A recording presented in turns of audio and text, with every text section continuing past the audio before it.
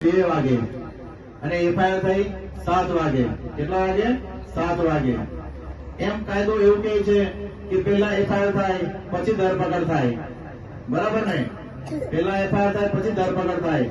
તો આ કયો કાયદો છે આ સરકારનો કે પેલા ભાઈ ધરપકડ થાય પછી એફઆઈઆર થાય? ધરપકડ 2 વાગે થઈ ને એફઆઈઆર 7 વાગે થઈ. એટલે કંઈક ના કંઈક આ ભાજપ સરકારને આ મોટા અધિકારીઓના ષડયંત્ર છે. આપણા જે લોકલાડીના ધારાસભ્ય ચૈતરભાઈ વસાવા જે આપણા હક અને અધિકાર માટે લડત આપે છે, તો કંઈક ના કંઈક એ લોકોને પેટમાં દુખી આવે છે. એટલા માટે આ ચૈતરભાઈ વસાવાને આ લોકોનું ફસાવાનું ષડયંત્ર રચ્યું હતું એ લોકોએ. એટલા માટે જ આપણા માટે ધારાસભ્ય ચૈતરભાઈ વસાવા 80 દિવસ જેલ ભોગવીને આવ્યા. કોના માટે? આપણા માટે. એ આપણા હક અને અધિકાર માટે લડત આપે છે. તો કંઈક ના કંઈક આ સરકારને પેટમાં દુખી રહ્યું છે કે ભાઈ આ માણસ બધું ઉજાગર કરી રહ્યો છે, તો કાલ ઉઠીને કંઈક ના કંઈક અમારા કૌભાંડો બહાર બીજા પણ કૌભાંડો બહાર લાવશે. તો એનો ડર આ લોકોને થઈ રહ્યો છે. તો મિત્રો, હવે આપણે જાગવાની જરૂર છે. હવે સમય આવી ગયો છે. હવે આજે ભાજપ સરકાર જે 30 વર્ષથી શાસન કરી રહી છે, ભાજપ સરકાર જે 30 વર્ષથી શાસન કરી રહી છે, તો આપણે હવે કહેવાનું છે કે ભાઈ તમે હવે આરામ કરો. તમે ઘણું બધું તમે કાર્ય કર્યું છે, એ તમે મોટા મોટા તાઇફાઓ માર્યા છે, એ તાઇફાઓ તમારી પાસે જ રાખો એવી રીતે. એટલે મિત્રો કે હવે આ એક મીટિંગ અમે તમારી સમક્ષ આવ્યા છે એક જાગૃતતાને લઈને કે હવે આપણે હમણાં નહીં જાગીશું તો ક્યારે જાગીશું? જો હમણાં નહીં જાગીશું તો આવનારા 5 વર્ષમાં આપણા બધામાંથી કોઈના કોઈનો દવારો પીવાનો વારો તો આવવાનો જ છે. કેમ કે આ સરકાર એટલી તાનાશાહી સરકાર છે કે તમે જુઓ, ધારાસભ્યને વગર એફઆઈઆર પકડી લે છે તો આપણે તો મામૂલી માણસ કહેવાય. વાત બરાબર ને? તો આપણી કોઈ ગણતરી ના થાય વાતની. તો આ એક લડાઈ યોદ્ધા ચૈતરભાઈ વસાવા એક બિરસા મુંડાજીનું બીજું સ્વરૂપ છે. સાંભળજો ધ્યાનથી. બિરસા મુંડાજીનું જીવતું જાગતું એક બીજું સ્વરૂપ છે. આપણે એમાંથી આપણે સમજવું જોઈએ કે સોશિયલ મીડિયામાં તમે મોબાઈલ ખોલો તો પેલા કોનું આવે મોબાઈલમાં?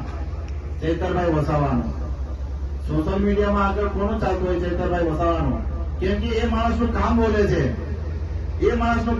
એટલા માટે એ માણસનું હવે આજે તમે જુઓ, ગુજરાતમાં તમે કોઈ બી છેડે પહોંચો, ગુજરાતની બહાર બી તમે જાઓ, કોઈને બી તમે પૂછો કે ભાઈ ચૈતર વસાવા કોણ? એના ચૈતર વસાવા છે ડેડિયાપાડા ધારાસભ્ય. કહેવાનો મતલબ કે ખૂણે ખૂણે એમને ઓળખતા થઈ ગયા છે. આજે તમે જુઓ, બરોડાના ધારાસભ્ય હોય કે ભરૂચના ધારાસભ્ય હોય, તમે કોઈને ઓળખો છો? એમાંથી નથી ઓળખતા.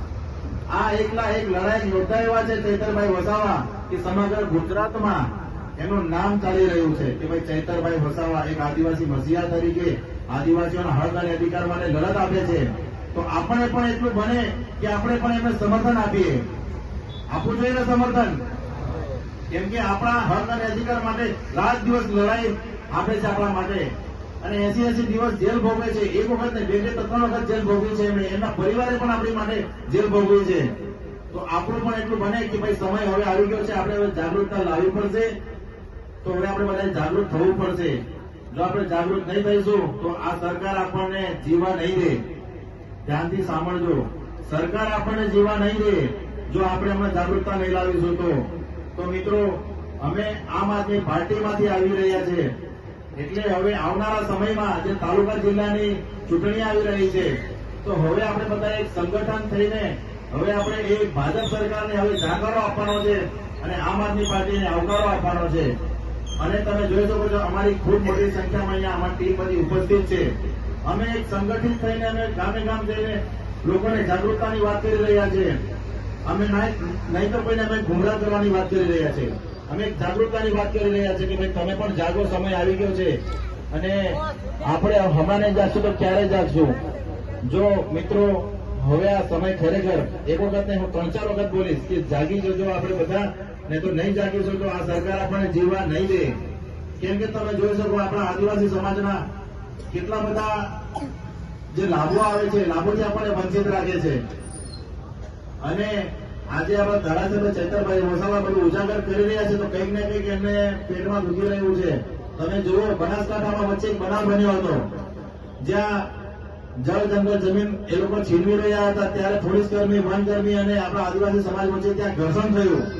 ત્યાં એક જ નેતા એવા ત્યાં પહોંચ્યા, ધારાસભ્ય ચૈતરભાઈ વસાવા. એમને લાગણી છે કે ભાઈ મારો સમાજ ગમે તે હોય, મારો સમાજ એટલે એમને લાગણી હતી એમને સમાજ પ્રત્યે, તો છેક બનાસકાંઠા ગયા. બાકી એમને શું વાંધો છે કે ભાઈ અમારો એરિયા પણ આ જૂનામાં જ આ છું, એમને બનાસકાંઠા જવાની શું જરૂર, પણ એમને એક લાગણી છે કે ભાઈ મારો સમાજ છે તો હું એમના સમાજ, મારા સમાજ પ્રત્યે હું લાગણી રાખીને હું ત્યાં ઉભો રહું. અને ચૈતરભાઈ વસાવા ત્યાં ગયા તો ત્યાં જનમેદની હજારોની સંખ્યામાં ત્યાં પબ્લિક ઉમટી પડી ચૈતરભાઈ વસાવાને સાંભળવા માટે. એટલે આજ છે આપણા લોકલાડીલા ધારાસભ્ય ચૈતરભાઈ વસાવાની લોકપ્રિયતા. અને દિવસે ને દિવસે લોકપ્રિયતા વધી રહી છે તો કંઈક ના કંઈક આ લોકોને પેટમાં દુખી રહ્યું છે, તો કંઈક ના કંઈક નાના મોટા લોકો સ્ટન્ટ કરતા રહે છે ભાજપ સરકાર. એટલે કંઈક ના કંઈક ચૂંટણી આવતા આ લોકો કંઈક ના કંઈક આ લોકો ફસાવાની સાજિશ કરી રહ્યા છે. તો મિત્રો, ધારાસભ્ય ચૈતરભાઈ વસાવાની જે તાકાત છે એ તાકાત કોણ છે તમને ખબર છે? તમે બધા છો. એટલે તમે બધા એક સંગઠિત રહેજો. અને આવનારા સમયમાં તાલુકા જિલ્લાની ચૂંટણી આવી રહી છે તો એક મોકો આમ આદમી પાર્ટીને જરૂરથી આપજો. અને ભાજપ સરકારને હવે આરામ કરવાનો સમય આવી ગયો છે 30 વર્ષથી, તો એટલે એમ કહેજો કે ભાઈ તમે આરામ કરો. હવે એક નવી પાર્ટી છે, રાષ્ટ્રીય લેવલની ત્રીજી પાર્ટી છે, તો આપણે એમને પણ એક મોકો આપવો જોઈએ. આપવો જોઈએ એક મોકો. તો મિત્રો, હવે બધા રીતે જાગી જજો અને આવનારા સમયમાં તમે એક મોકો આમ આદમી પાર્ટીને જરૂરથી આપજો. મારી વાણીને અહીંયા જ વિરામ આપું છું. આભાર. જય આદિવાસી, જય જવાન. જય આદિવાસી, જય જોહાર, જય જોહાર, જય જવાન, જય જવાન. ચૈતરભાઈ તું આગે बढ़ो, हम तुम्हारे साथ हैं. चैतरभाई तुम आगे बढ़ो, हम तुम्हारे साथ हैं. निरंजनभाई तुम आगे बढ़ो, हम तुम्हारे साथ हैं. निरंजनभाई तुम आगे बढ़ो, हम तुम्हारे साथ हैं. तो मित्रों, आज रोज 27/12/2025 ના રોજ આંબલેચા જિલ્લા પંચાયતના નાના લીમડવાડા ગામે ખૂબ મોટી સંખ્યામાં યુવાઓ, વડીલશ્રીઓ, માતા બહેનો ખૂબ મોટી સંખ્યામાં અહીંયા ઉપસ્થિત રહ્યા.